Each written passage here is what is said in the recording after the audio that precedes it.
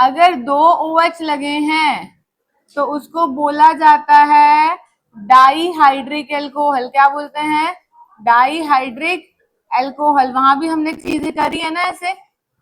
और 3 OH लगे होंगे तो क्या बोलेंगे? Trihydric alcohol. कहीं पे भी किसी में भी 3 OH लगे हैं। अभी सिर्फ मैं तुम्हें नेमिंग नहीं सिखा रही, जनरल क्लासिफिकेशन बता रही हूँ कि अगर 3 OH लगा होगा तो उसको क्या बोलेंगे? ट्राईहाइड्रिक एल्कोहल कहेंगे। क्या कहेंगे? Trihydric alcohol. समझ में आती है? जैसे पिछले चैप्टर में बताया था ना कि एक X जुड़ा हो तो मोनोहेलोल्केन, 2 जुड़े होंगे तो डाईहेलोल्केन, 3 जुड़े होंगे तो ट्राईहेलोल्केन। वैसे ही अब सुनो, अगर OH जिस कार्बन से जुड़ा है वो आगे एक ही कार्बन से जुड़ा होगा, OH जिस कार्बन से जुड़ा है वो आगे एक कार्बन से जुड़ा है तो इसको बोला जाता है प्राइमरी एल्कोहल। क्या बोलेंगे इसको? Primary alcohol. OH जिस कार्बन से जुड़ा है वो आगे 2 कार्बन से जुड़ा हो तो ये कितने डिग्री है? 2 डिग्री, सेकेंडरी एल्कोहल। ठीक है। और OH जिस कार्बन से जुड़ा है वो आगे 3 कार्बन से जुड़ा हो तो इसे क्या बोला जाएगा? टर्शरी है। ये 3 डिग्री है तो 3 डिग्री एल्कोहल। समझ में आ गया? बोले समझ आ गया? OH जिस कार्बन से जुड़ा हुआ एक ही कार्बन से जुड़ा तो प्राइमरी, OH जिस कार्बन से जुड़ा आगे वो 2 कार्बन से जुड़ा तो सेकेंडरी एल्कोहल, OH जिस कार्बन से जुड़ा है वो 3 कार्बन से जुड़ा हो तो टर्शरी एल्कोहल। समझ में आते हैं? ठीक है, क्लियर है? फिर से वही एलाइलिक एल्कोहल बेंजाइलिक एल्कोहल वाली सेम बातें अब दोबारा पढ़ेंगे। ठीक है, समझ आता है? बताना मुझे, एलाइलिक एल्कोहल हम लोग किसे बोलते थे? बाद में लिख लेना, पहले बताओ। पिछले चैप्टर में भी एलाइलिक वर्ड पढ़ा है, बताओ किसको बोलते हैं? OH जिस कार्बन से जुड़ा है, OH जिस कार्बन से जुड़ा है वो कार्बन तो sp3 हाइब्रिडाइज्ड होगा, साथ वाला कार्बन sp2 हाइब्रिडाइज्ड होगा, तो ये एलाइलिक एल्कोहल है। ठीक है। और एलाइलिक कितने डिग्री है? 1 डिग्री। एलाइलिक कितने डिग्री है? 1 डिग्री। समझ में आता है? ठीक है। OH जिस कार्बन से जुड़ा है, OH जिस कार्बन से जुड़ा है, साथ वाला कार्बन ही डबल बॉन्ड होना चाहिए, लेकिन OH जिस कार्बन से जुड़ा तो वो 1 डिग्री था। OH जिस कार्बन से जुड़ा है वो आगे साथ वाला कार्बन sp2 है तो एलाइलिक तो होएगा ही सही। और ये वाला कार्बन कितने डिग्री? 2 डिग्री। और इसी तरह से ही OH जिस कार्बन से जुड़ा है अगर वो आगे 3 कार्बन से जुड़ा हो तो ये एलाइलिक तो है ही सही, तो कितने डिग्री हो गया? 3 डिग्री। समझ में आ रही है? तो allylic 1 degree alcohol, allylic 2 degree alcohol और एलाइलिक ही 3 डिग्री एल्कोहल। समझ में आ गई? एलाइलिक तो है ही सही, एक से कार्बन जुड़ा तो 1 डिग्री हो गया, 2 हो गया, फिर 3 हो गया। समझ में आ गई? इसी तरह से बेंजाइलिक करेंगे जैसे हमने पहले किया था। और जो तुम्हारी गलतियां थोड़ी थोड़ी वापस रिपीटेशन में याद रखा करो, बार बार आके बोलती हूँ, डबल बॉन्ड पे पॉजिटिव चार्ज या ट्रिपल बॉन्ड पे पॉजिटिव चार्ज स्टेबल नहीं होता। डबल बॉन्ड पे पॉजिटिव या ट्रिपल बॉन्ड पे स्टेबल नहीं होता है। इलेक्ट्रोनेगेटिव एलिमेंट पे पॉजिटिव चार्ज कभी भी स्टेबल नहीं होगा। ठीक है। कौन सा है ये? Benzylic alcohol. क्या है ये? बेंजाइलिक। बेंजाइलिक में कैसे करेंगे बता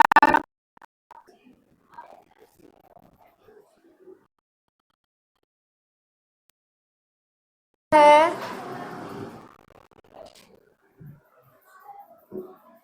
बताओ बेंजाइलिक किसको बोलते हैं? ये है बेंजाइलिक, पढ़ा है ना पिछले चैप्टर में भी। कितने डिग्री है? 1 डिग्री। तो बेंजाइलिक 1 डिग्री एल्कोहल। बेंजाइलिक है और कितने डिग्री है? 1 डिग्री एल्कोहल। समझ में आता है? ठीक है तो बेंजाइलिक में OH जिस कार्बन से जुड़ा है वो वाला कार्बन रिंग से जुड़ा है ना। OH जिस कार्बन से जुड़ा है वो कार्बन किससे जुड़ा है? रिंग से। OH जिस कार्बन से जुड़ा है उसका साथ वो 2 डिग्री भी है। OH जिस कार्बन से जुड़ा है वो कार्बन रिंग से जुड़ा है। OH जिस कार्बन से जुड़ा है वो कार्बन रिंग से जुड़ा है। 2 डिग्री हो गया बेंजाइलिक। समझ में आता है? और इसी तरह से OH जिस कार्बन से जुड़ा है वो आगे 3 कार्बन से जुड़ा हो तो ये 3 डिग्री बेंजाइलिक होगा। ठीक है जी। आगे क्या बोल रहे हैं हम लोग? नेक्स्ट डालो, ईथर्स की हेडिंग डालो, ईथर्स। अब ईथर में सुनो, ईथर को सिमेट्रिकल और अनसिमेट्रिकल ईथर्स में क्लासिफाई किया गया है। किसमें? सिमेट्रिकल और अनसिमेट्रिकल। अभी लिखना मत, मैं तुम्हें लिखवाऊंगी, इधर सुनो। अगर ऑक्सीजन के दोनों तरफ ग्रुप सेम है, ऑक्सीजन के दोनों तरफ ग्रुप सेम है, तो ये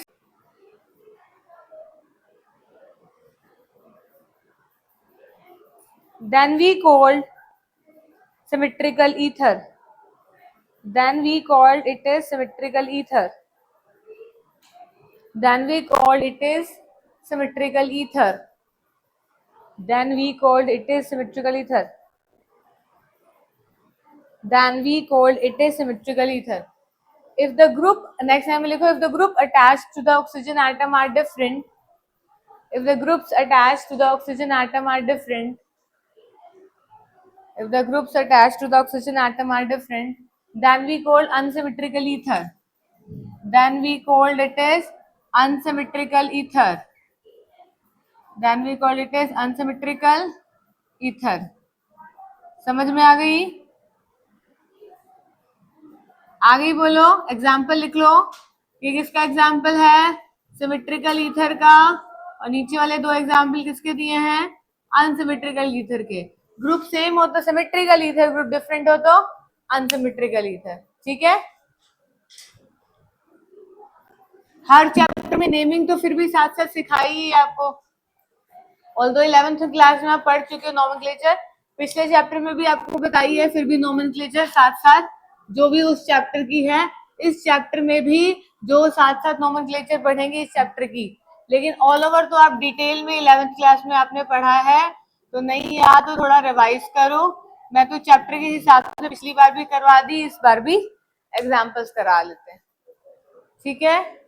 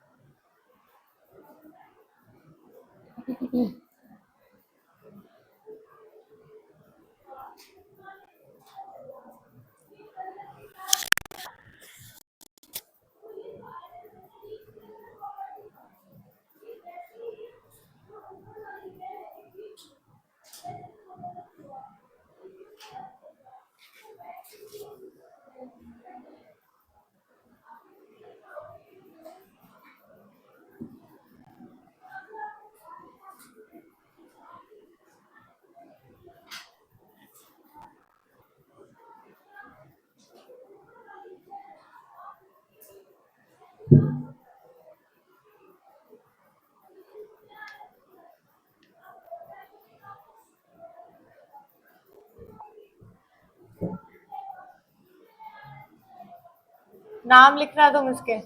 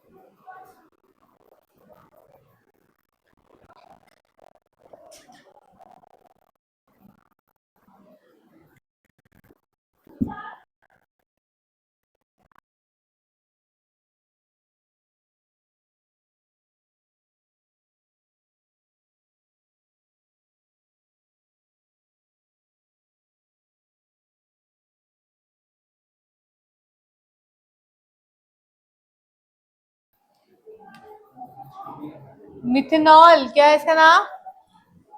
एक कार्बन है तो मिथेनॉल नहीं बोलेंगे। और यहाँ कॉमन नेम क्या है? Methyl alcohol. क्या है? Methyl alcohol. अगले वाले का नाम क्या है? 1 2 3 प्रोपाइल एल्कोहल। क्या नाम है इसका? Propyl alcohol. और वैसे नाम क्या है इसका IUPAC? Propane one all. Propane one all. ठीक है, प्रोपेन वन ऑल। 1 2 3 बोलो।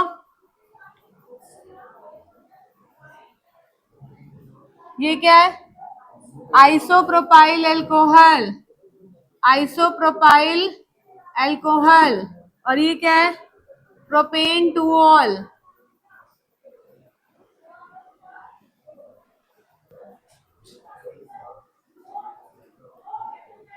बोलो जी, जल्दी बोलो बेटा, क्या नाम है? Butyl alcohol. Butyl alcohol. अगले कैसे बोलेंगे? Butane one all. Butane one all. अगला 1 2 3 4 ब्यूटेन टू ऑल। और नाम क्या है? Secondary sec butyl alcohol. Sec butyl alcohol और ब्यूटेन टू ऑल। जल्दी लिखेंगे।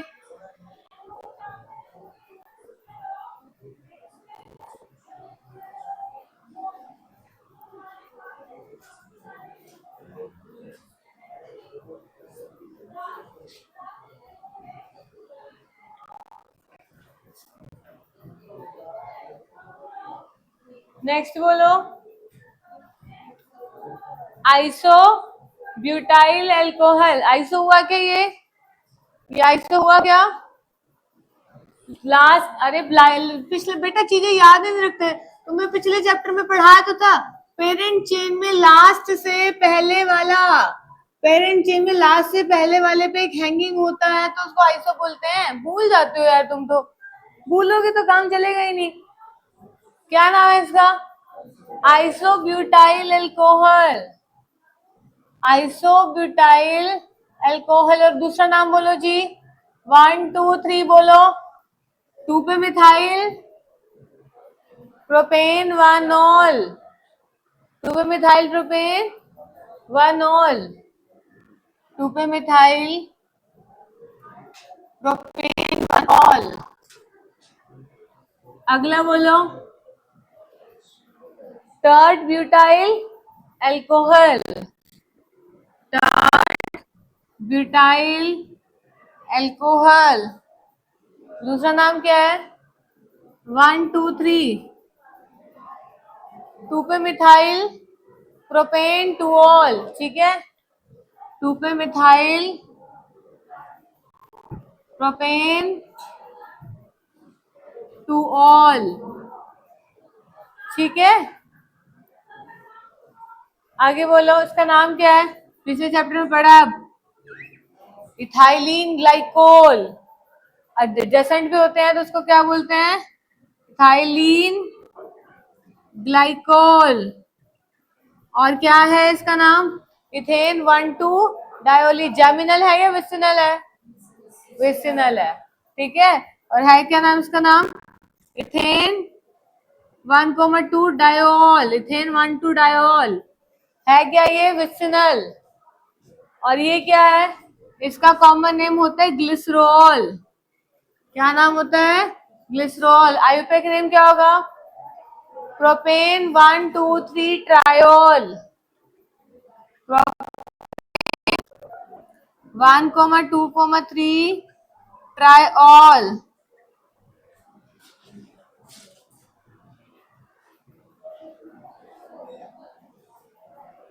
ठीक है, थोड़ा सा बेटा ध्यान रखो हर चीजों का।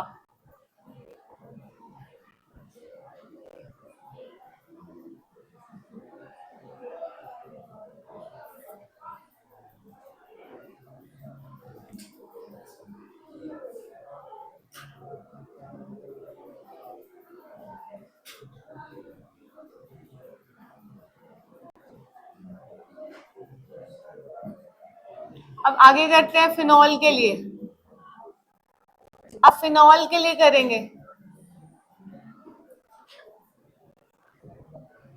OH और CH3 लगा होता है तो उसको बोलते हैं ऑर्थोक्रिसोल। क्या बोलते हैं? ऑर्थोक्रिसोल। ठीक है, कॉमन नेम ये है इसका।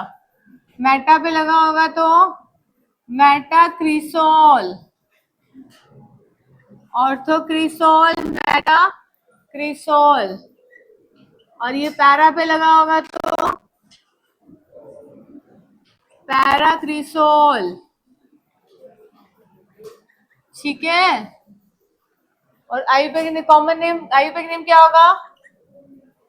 2 मिथाइल फिनॉल। कर लोगे? 2 पे मिथाइल फिनॉल। अगले वाले का क्या होगा? 3 मिथाइल फिनॉल। नेक्स्ट का क्या होगा? 4 मिथाइल फिनॉल।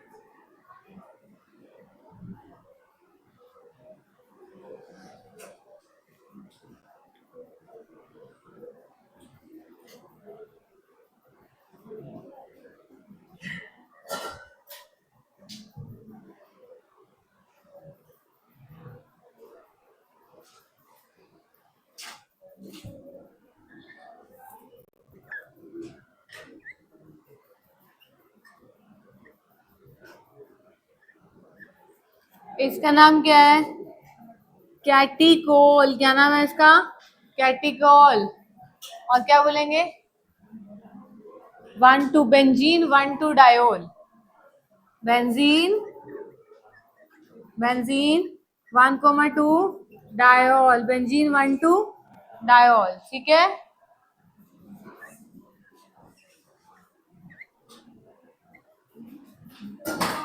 इसका नाम क्या होगा? रिजोर्सिनॉल। क्या नाम होगा? रिजोर्सिनॉल, रिजोर्सिनॉल। और बेंजीन 1,3 डायोल। Benzene 1,3 diol. ठीक है, समझे? और पैरा पे लगा होगा तो हाइड्रोक्यूनॉन, हाइड्रोक्यूनॉन या फिर क्यूनॉल, क्यूनॉल, हाइड्रोक्यूनॉन या फिर क्यूनॉल, QUINOL। और बेंजीन 1,4 डायोल। हाइड्रोक्यूनॉन और क्यूनॉल या बेंजीन 1,4 डायोल। ठीक है, समझ गए? करो नोट, फिर ईथर की नेमिंग पे आते हैं। रिजोर्सिनॉल, इसका कॉमन नेम है रिजोर्सिनॉल। अब तुम खुद देख लो, जब तक तुम्हें नाम ही नहीं पता होंगे तुम क्वेश्चन कैसे अटेम्प्ट करोगे? मिथॉक्सी, छोटे वाले का दो कार्बन सेम हो तो छोटे वाले को सेम है या तो मिथॉक्सी मिथेन हो जाएगा। क्या हो जाएगा? Methoxy methane. अदरवाइज बड़े वाले को पेरेंट चेन मानना है, मिथॉक्सी मिथेन। और इसका नाम है, 2 मिथाइल है तो डाई मिथाइल ईथर। क्या नाम है? Di methyl ether. ठीक है, अब दोनों जगह सेम है, इथॉक्सी इथेन। क्या आ जाएगा? Ethoxy ethane. और वो क्या जाएगा? Di ethyl ether, di ethyl ether. इसका नाम क्या? देखो, बड़ा है तो ये पेरेंट चेन, तो मिथॉक्सी प्रोपेन। ठीक है, मतलब बड़े वाली को पेन वो मानना, पेरेंट चेन। ठीक है, मिथॉक्सी प्रोपेन, मिथॉक्सी प्रोपेन। और क्या क्या लिखेंगे? Propyl methyl ether. एम पहले आएगा, पी LMNOP, एम पहले आएगा ना, मिथाइल प्रोपाइल ईथर, दोनों का नाम अल्फाबेटिकल ऑर्डर में डालते हैं, मिथाइल प्रोपाइल ईथर। चलो करो, अल्फाबेटिकल ऑर्डर में लिखते हैं। क्या लिखेंगे इसका?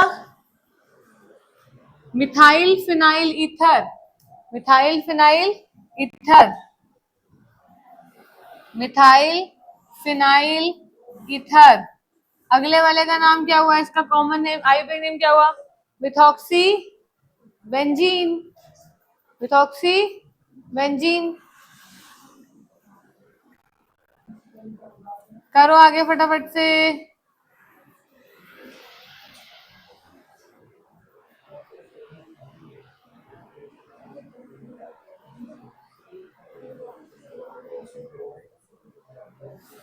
और इसमें मिथॉक्सी बेंजीन भी बोलते हैं। इसका कॉमन नेम एनिसोल भी होता है, इसका कॉमन नेम एनिसोल भी होता है, मतलब इसको एनिसोल भी कहते हैं।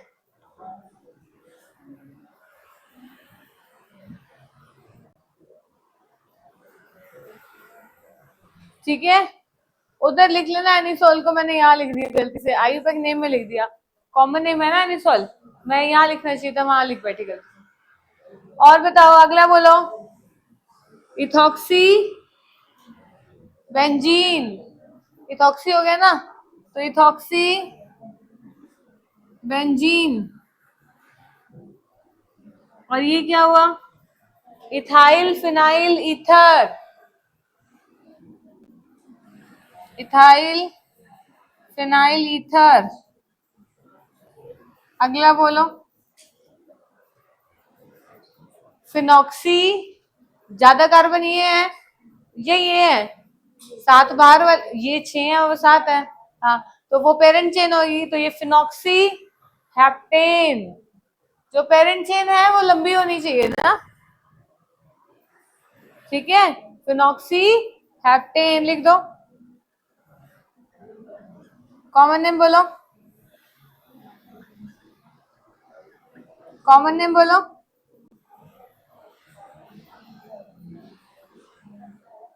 Phenyl heptyl ether, heptyl phenyl ether, alphabetical order में, हेप्टाइल फिनाइल ईथर।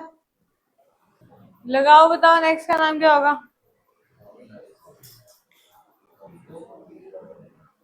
पहले तो ये बोलो, मिथाइल आइसोप्रोपाइल ईथर, आइसोप्रोपाइल हो गया ना, तो methyl isopropyl ether. Alphabetical order है क्या? है, मिथाइल आइसोप्रोपाइल ईथर। अगले दूसरा का नाम क्या होगा?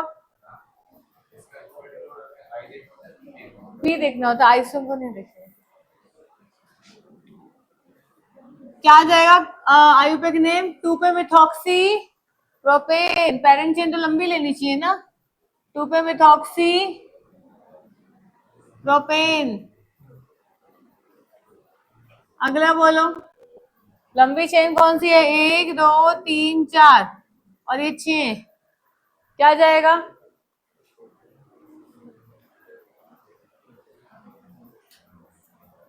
बेंजीन ये जाएगा या ये जाएगी पेरेंट चेन? कौन सी जाएगी पेरेंट चेन बोलो? नेक्स्ट वाले में पेरेंट चेन बोलो, कौन सी जाएगी?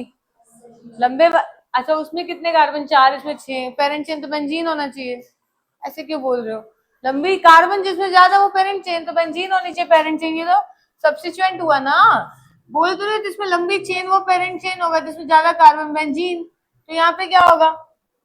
3 पे मिथाइल ब्यूटॉक्सी बेंजीन, 3 पे मिथाइल ब्यूटॉक्सी बेंजीन, समझ में आ रही है?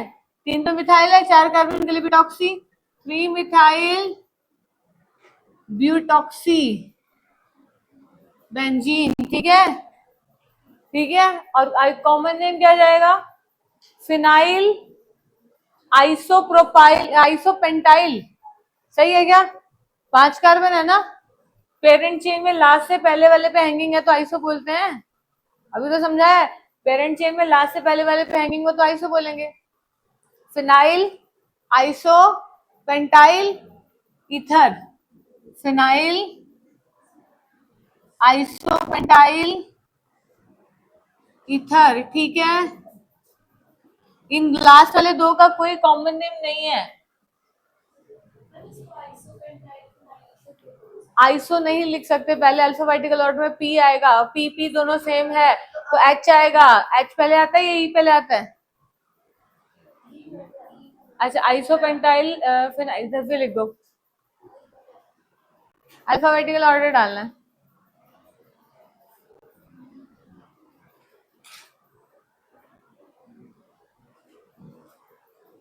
अगला डालो, 1 और 2 पे इधर भी मिथॉक्सी है, इधर भी मिथॉक्सी है। 1 2 di methoxy ethane, 1,2 di methoxy ethane, 1,2 di methoxy ethane. ये 1 1 इसको जाएगा या इसको जाएगा? 1 इसको जाएगा या इसको जाएगा? 1 इसको जाएगा या इसको जाएगा? यहाँ जाएगा तो 1 1 2 हो जाएगा, नेमिंग में 1 1 2 हो जाएगा। इधर से जाएगा तो 1 2 2 हो जाएगा। लॉक एंड रोल क्या कहता है? कम नंबर होना चाहिए ना। कम किसमें है? 2 3 और 4, और इसमें कितने? 4 और एक 5। कम किसमें है? ये तो ये फेल हो गया ना। लॉक एंड क्या कहता है? कम कम होना चाहिए ना, यही नहीं होना चाहिए। तो अब क्या आएगा? 2 पे इथॉक्सी 1 1 मिथाइल, 2 पे इथॉक्सी 1 1 मिथाइल डाई मिथाइल, 2 पे इथॉक्सी 1,1 डाई मिथाइल। फिर क्या जाएगा?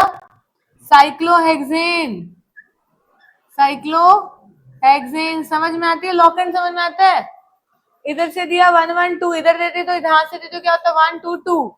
लॉक एंड क्या कहते हैं? सबसे छोटा होना चाहिए ना। पढ़ा है ना 11th में नोमेनक्लेचर में? नहीं याद तो परंतु हर चैप्टर के साथ पढ़ा दी नोमेनक्लेचर। कहने को तो मैं छुड़वा देती कि आपने पढ़ रखी है 11th में, फिर भी हर चैप्टर के पास मैंने नोमेनक्लेचर करा दी, हर चैप्टर की। बोलो क्या कह रहे हो, बताओ रोहित। इससे उन्होंने क्या आयु पे किए हैं? किसका? इसका वो आयु पे किया था 2 मिथॉक्सीप्रोपेन, 2 पे मिथॉक्सीप्रोपेन, 2 पे मिथॉक्सी। पेरेंट चेन लंबी होनी चाहिए ना, पेरेंट चेन लंबी होनी चाहिए ना बेटा।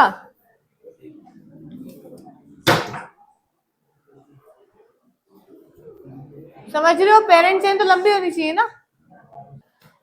लिख लिया क्या? अब हमें ना ये इस पे जेई में क्वेश्चन आ रखा है।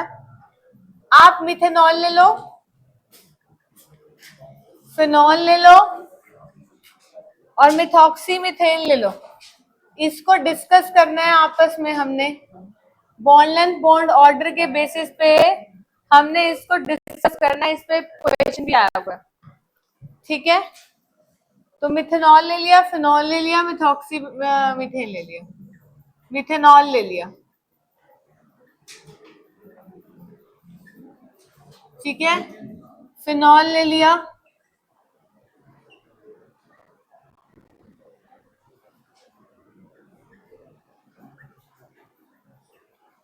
मिथॉक्सी मिथेन ले लिया।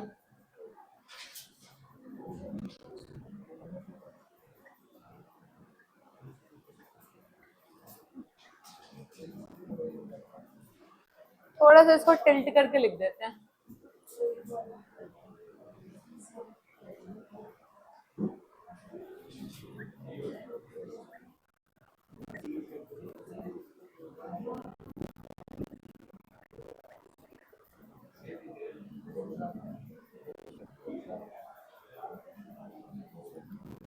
ठीक है? अब कार्बन ऑक्सीजन बॉन्ड लेंथ किसमें ज्यादा होगी? कार्बन और ऑक्सीजन की बॉन्ड लेंथ किसमें ज्यादा होगी? देख के बताओ। कार्बन और ऑक्सीजन की बॉन्ड लेंथ किसमें ज्यादा होगी? देख के बताओ।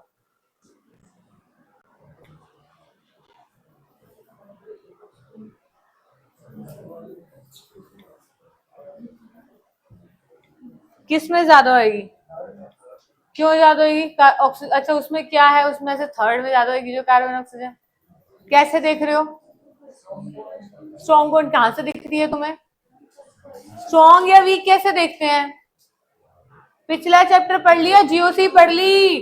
हर बार ये बताया है, पिछले चैप्टर में 1000 बार लिख दिया होगा मैंने को बोर्ड पे, बॉन्ड ऑर्डर ज्यादा बॉन्ड लेंथ कम, फिर कहते हैं स्ट्रॉन्ग बॉन्ड है। कहाँ से दिखती है? देखने से आंखें, मेरे को तो देखने से आज तक नहीं पता लग रहा कि कौन सी बॉन्ड स्ट्रॉन्ग है। तुम्हें कैसे पता लग रहा है?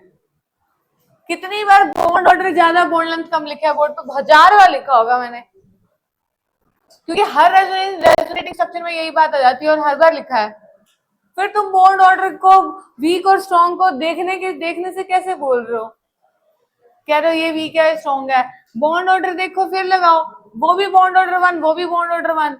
इसमें नहीं बताया कि फिनाइल में कॉन्जुगेशन होती है। कितनी बार बताऊं? बताओ, हर बार बताया है।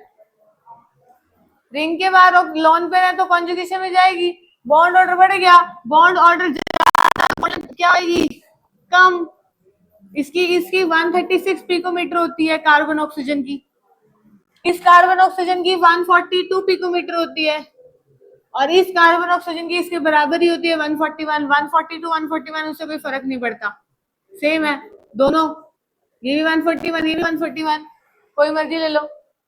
फिर तुम देखने से कैसे स्ट्रॉन्ग और वीक कह देते हो? अरे भाई, स्ट्रॉन्ग वीक के पीछे का लॉजिक बॉन्ड ऑर्डर होता है, ऐसे कैसे बोल देते हो? लगाओ बॉन्ड एंगल,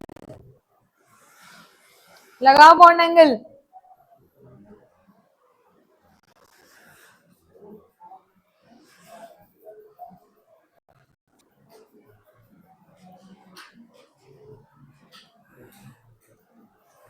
लगाओ बॉन्ड एंगल, लगाओ।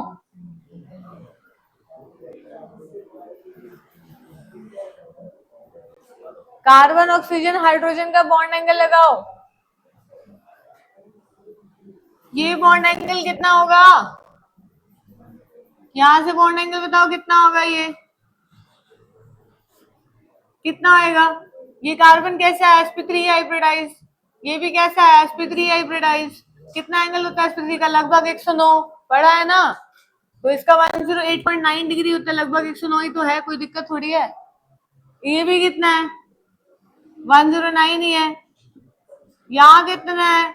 यहाँ 109 नहीं होता, यहाँ 117 डिग्री होता है, क्योंकि दो फिनाइल, दो ग्रुप्स का बल्कि ग्रुप की वजह से हिंड्रेंस है, जिसकी वजह से 117 नहीं, 111.7 ट्रिपल 1.7 डिग्री होता है। अब क्यों हो गया? क्योंकि दोनों बल्कि ग्रुप आ गए तो हिंड्रेंस हो गई, तो बॉन्ड एंगल बढ़ गया। बेटा ये तो मतलब, अब मैं क्या, तुम्हें 6 चैप्टर रहते हैं, मैं 6 चैप्टर में बार बार यही बताऊंगी कि बॉन्ड ऑर्डर ज्यादा बॉन्ड लेंथ कम? तुम तो ऐसे ऐसे ऐसे ऐसे सारे लाते हो, मेरे को ये बिल्कुल सही नहीं लगता बेटा। हर टॉपिक सेम है जो पिछला चैप्टर पढ़ा, बॉन्ड ऑर्डर बॉन्ड लेंथ की कहानी हर चैप्टर में आएगी, फिर तुम भूल जाते हो। अब इस भूलने का इलाज मेरे पास तो नहीं है ना, बादाम खाया करो। तो और क्या बोलूं, बताओ? हाँ हाँ बेटा, ये केटायन और एनायन की कहानी नहीं है, सिर्फ क्वेश्चन यही आया हुआ था, bond order bond length compare करना, मैंने वो पढ़ा दिया बस। अभी अगला टॉपिक पढ़ेंगे तो उसमें सारे पढ़ेंगे ये सारी चीजें, ठीक है? अब इसमें लिख लोगे क्या रीजन? क्या लिख लोगे? क्यों एंगल ज्यादा है? दोनों फिनाइल ग्रुप की वजह से, दोनों मिथाइल ग्रुप की वजह से स्टेरिक हिंड्रेंस है, रिपल्शन है, रिपल्शन की वजह से थोड़ा सा एंगल बढ़ गया। दो बल्कि आर ग्रुप है तो रिपल्शन की वजह से एंगल बढ़ गया।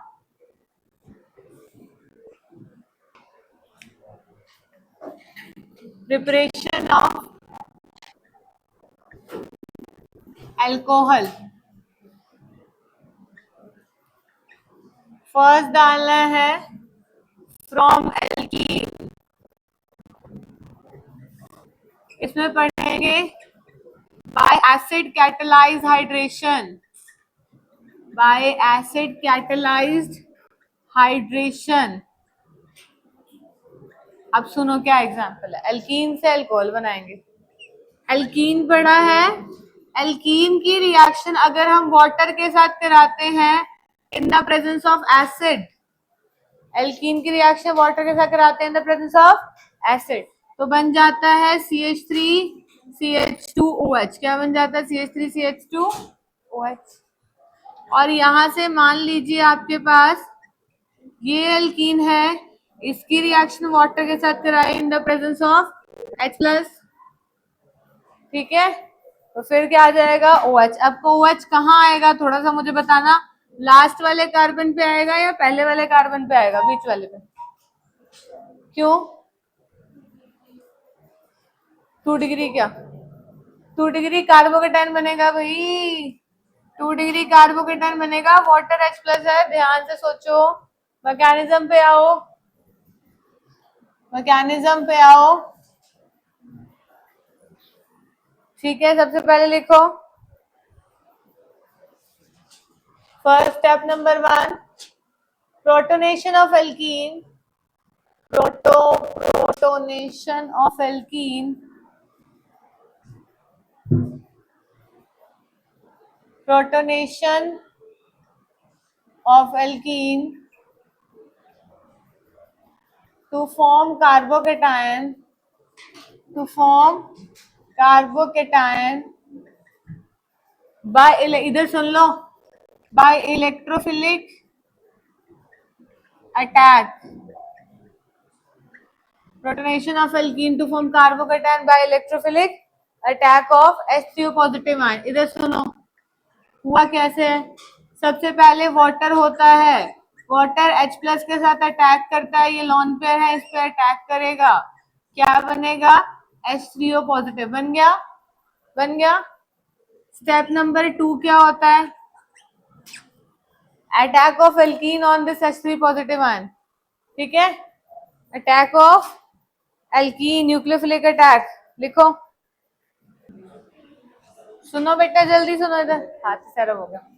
अब देखो आपने क्या करना है, ये एल्कीन ले लिया, इस एल्कीन के ऊपर H3O पॉजिटिव आयन का अटैक हो गया, इधर सुनो, ये एल्कीन इसके ऊपर अटैक करेगा, प्रोटॉन लेगा, यहां से वाटर बाहर निकलेगा, सुन लीजिए फिर लिख लेना, इधर सुनो, क्या बनेगा कार्बोकेटाइन, कौन सा कार्बोकेटाइन स्टेबल है, 2 डिग्री कार्बोकेटाइन स्टेबल है, 2 डिग्री कार्बोकेटाइन स्टेबल है, समझ में आ गया।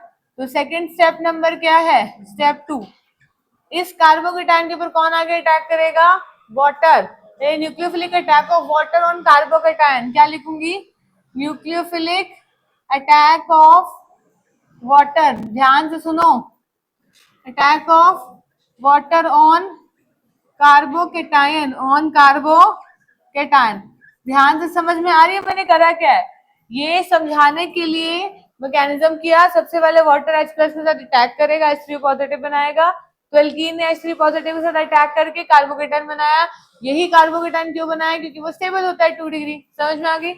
फिर इसी कार्बोकेटाइन के ऊपर कौन आके अटैक करेगा, वाटर, कौन आके अटैक करेगा, वाटर ने न्यूक्लियोफिलिक अटैक किया है इस कार्बोकेटाइन पे, समझ में आ गई है। फिर क्या बनेगा CH3 CH3 H, ये OH और यहाँ पे क्या आया प्लस, समझ में आ रही है, आ गई। फिर स्टेप नंबर 3 में क्या होगा, deprotonation of H positive ion, H plus निकलेगा, ठीक है, डीप्रोटोनेशन यानी removal of H positive ion. अब देखो यहाँ से क्या हुआ, ध्यान सुनो, ये OH यहाँ पे प्लस आएगा, अब ये वाटर यहाँ से जो है, वाटर क्या करेगा, इस H प्लस को एब्स्ट्रैक्ट करेगा, यहाँ से OH आ जाएगा, अब वाटर H प्लस को एब्स्ट्रैक्ट करके क्या बना देगा, वापस से क्या बना देगा, बोलो बोलो जी, वाटर H प्लस को एब्स्ट्रैक्ट करके क्या बना देगा, और मैंने क्या बोला था, जो शुरू में लेती हूँ वही लास्ट में बनता है, बार बार यही बात बोलती हूँ हर चैप्टर में, ठीक है, समझ आ गई। तो यहाँ पूरा लिख लेना, डीप्रोटोनेशन टू फॉर्म अल्कोहल, ठीक है जी, समझ में आता है। तो सबसे इसका मतलब तुम ये हर चीज का कंक्लूजन निकाला करो कि एल्कीन के साथ अगर वाटर अटैक करता है तो अल्कोहल बनता है, दिमाग में क्या बिठाते नहीं तुम लोग, एल्कीन के साथ वाटर अटैक करता है तो अल्कोहल बनता है।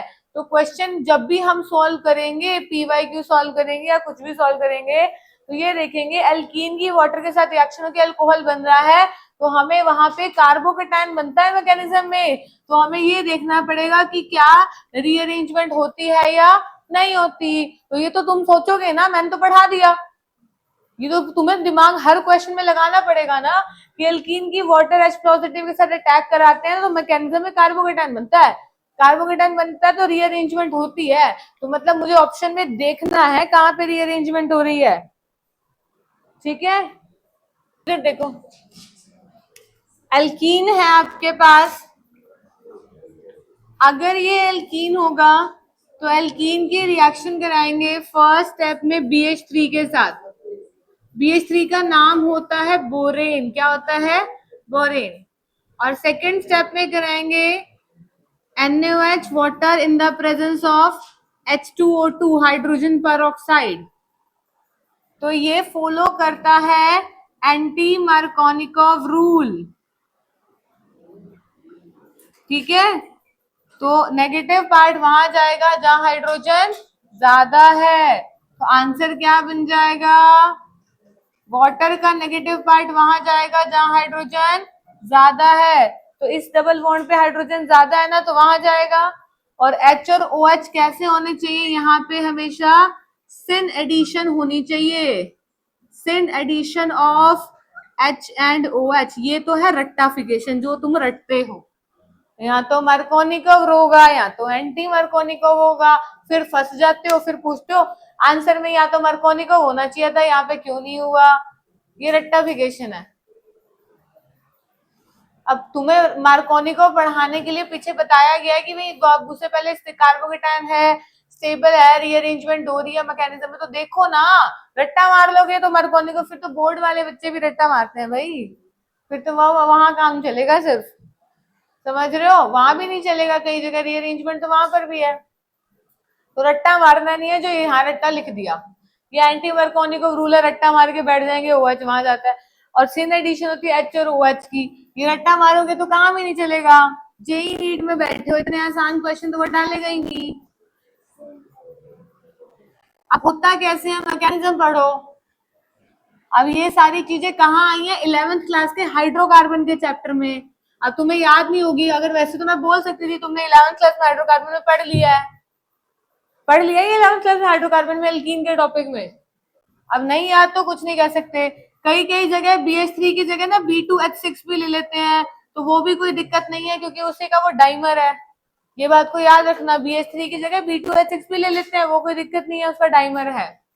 तो मैकेनिज्म होता क्या है 11th क्लास में, मैकेनिज्म की स्पेलिंग गलत लिख दी, अपना ठीक कर लेना, लिखते लिखते गलत हो गई। अब सुनो होता क्या है, ये है डबल बॉन्ड, इसके ऊपर BH3 आके अटैक करता है, किस तरह से, सुनो, ये पार्शियल पॉजिटिव स्टेबल है, यहाँ पार्शियल नेगेटिव, और यहाँ पे इसका ये पार्शियल नेगेटिव और इसका पार्शियल पॉजिटिव, तो प्लस माइनस से जुड़ जाएगा।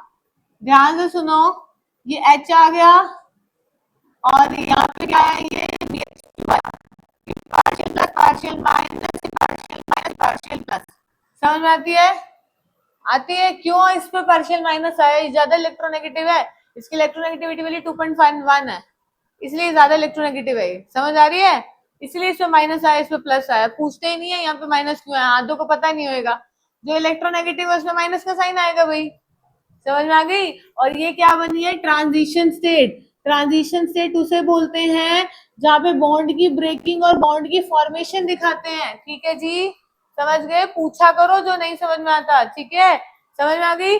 H और BH2 कैसे जुड़ा है, सिन मैनर में, कैसे जुड़ा है, सिन मैनर में, तो ट्रांजिशन स्टेट के बाद अगला स्टेप H है, और देखो जी है, कोई दिक्कत, समझ में आया। ये स्टेप के बाद अगली बार दोबारा से सेम एल्कीन पर जाके अटैक हो जाएगा, सेम, और सेम एल्कीन पे जाके अटैक हो जाएगा, क्या इस टू का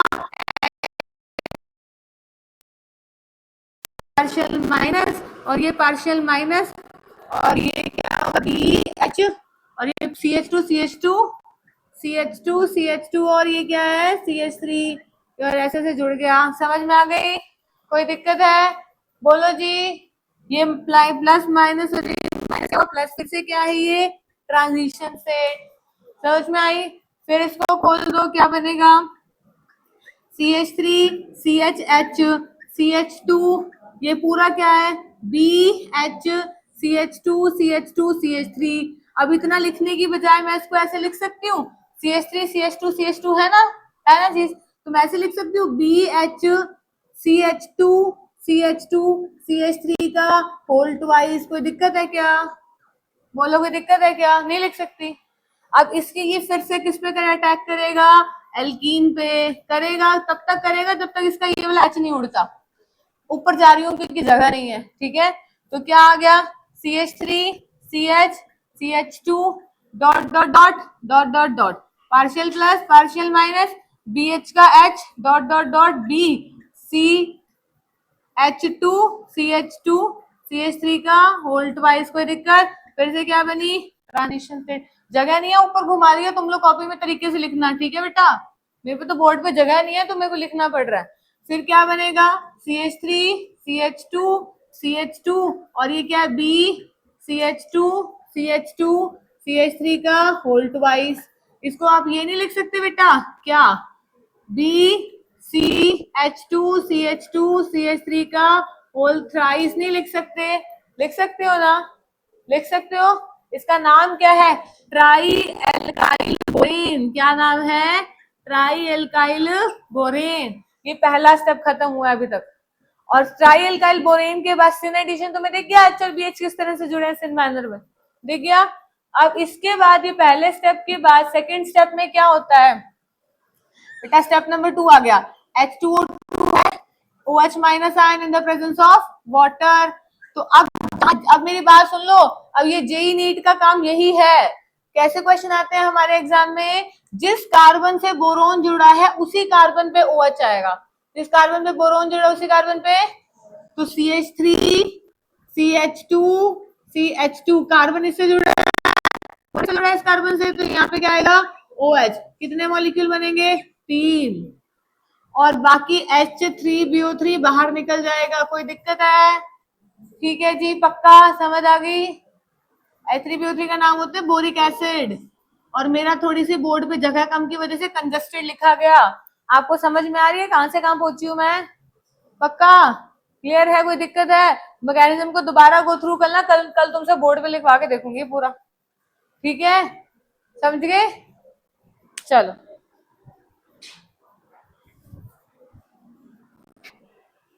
साफ सुथरे तरीके